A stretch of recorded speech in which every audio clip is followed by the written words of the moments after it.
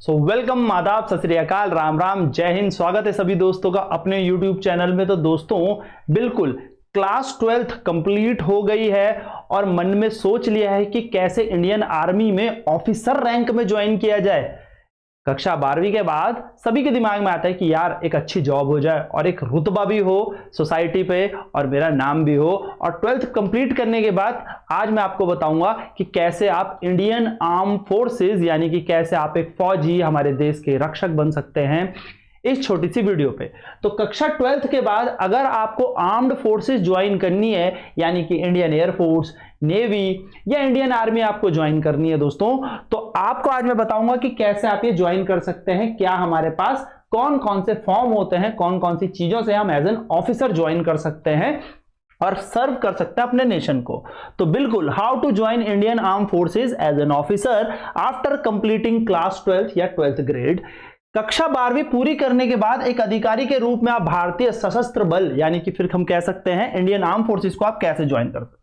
तो simple 10 steps मैं आपको बताऊंगा। इन 10 स्टेप्स से दोस्तों आप क्या कर सकते हो, इंडियन आर्म फोर्सेस ज्वाइन कर सकते हो। तो सबसे पहले अपना रास्ता चुने, आपको एयरफोर्स में जाना है, नेवी में जाना है या आपको इंडियन आर्मी में जाना है। तो सबसे पहले आपको यह मन बनाना पड़ेगा कि हां मैं देश की सेवा करना चाहता हूं और एक जज्बा लाना पड़ेगा पढ़ाई के लिए कि यस मुझे अब करके दिखाना है। और मैं लिटरली बोल रहा हूं दोस्तों, बहुत ही आसान और बहुत ही सरल तरीका है और आपको इतना सुनहरा मौका मिलेगा कि देश की आप रक्षा करने ऑब्वियसली कर सकेंगे। ठीक है, तो बात करते हैं सबसे पहले चूज योर पाथ। अब हम अपना रास्ता चुनेंगे और हम डेडिकेटेड होकर बात करेंगे कि कैसे हम जा सकते हैं। तो दोस्तों अगर आपने कक्षा 12वीं की है तो आपके पास सबसे अच्छा ऑप्शन है नेशनल डिफेंस एकेडमी एनडीए का एग्जाम।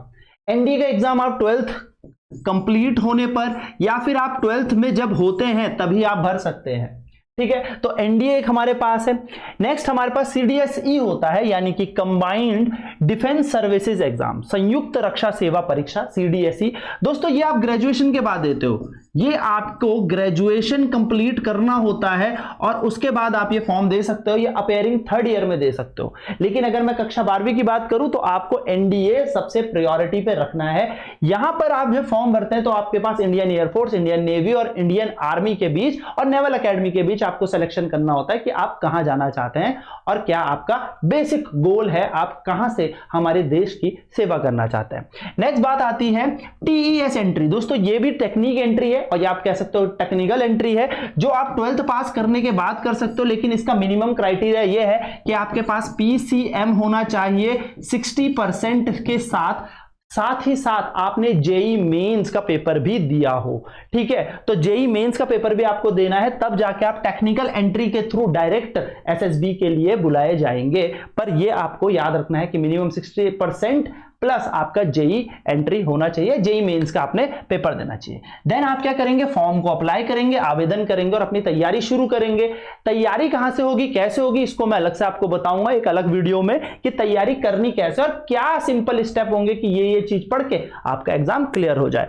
तो आवेदन करेंगे, आप फॉर्म भरेंगे, जब भी नोटिफिकेशन आता है यूपीएससी के तहत आप इसे फॉर्म भरें। फॉर्म के थ्रू आप क्या करेंगे, एंट्रेंस एग्जाम देंगे। अपना एंट्रेंस एग्जाम क्लियर करने के बाद दोस्तों आपको बुलाया जाएगा एसएसबी के लिए, सर्विस सिलेक्शन बोर्ड, जहां आपको 5 दिन की एसएसबी देनी है। और एसएसबी क्लियर करने के बाद यानी कि जब आप कॉन्फ्रेंस इन हो जाएंगे उसके बाद आपको एक मेडिकल एग्जामिनेशन होगा और आपका इंटरव्यू वगैरह वही है, सारी की सारी एसएसबी और मेडिकल एग्जाम आप देंगे। और इसके बाद आप करेंगे ज्वाइन हमारे एनडीए को। तो एनडीए में आपकी ट्रेनिंग होगी, प्रशिक्षण होगा, उसके बाद आपको कमीशनिंग मिलेगी। आपके जो भी कमीशन यानी कि आप एज ए लेफ्टिनेंट यहां पे सेलेक्ट होते हैं तो आप लेफ्टिनेंट बनेंगे यहां से और आपके कैरियर में प्रोग्रेशन होगा। यानी कि सीधी सी बात है, अब आपको एक बहुत अच्छी जॉब भी मिल गई है, साथ ही आपको देखो फाइनेंशियल सिक्योरिटी तो हो ही गई और सबसे सुनहरा मौका मिल गया है हमारी पूरी की पूरी कंट्री को सर्व करने का। तो यहां से आपको कमीशनिंग हो जाएगी और फिर गौरव और शान के साथ इस जॉब को कीजिए और अपने माता पिता का और अपने देश का नाम रोशन कीजिए। तो ये सिंपल स्टेप थे आपके कि कैसे आप ज्वाइन कर सकते हो इंडियन आर्म्ड फोर्सेस, यानी कि आप कैसे भारतीय सशस्त्र बल या फिर हम कह सकते हैं किस तरीके से आप आर्म्ड फोर्सेस ज्वाइन कर सकते हो। आफ्टर क्लास 12th 12वीं पास करने के बाद आप ऑफिसर बन सकते हैं इन सिंपल स्टेप्स से।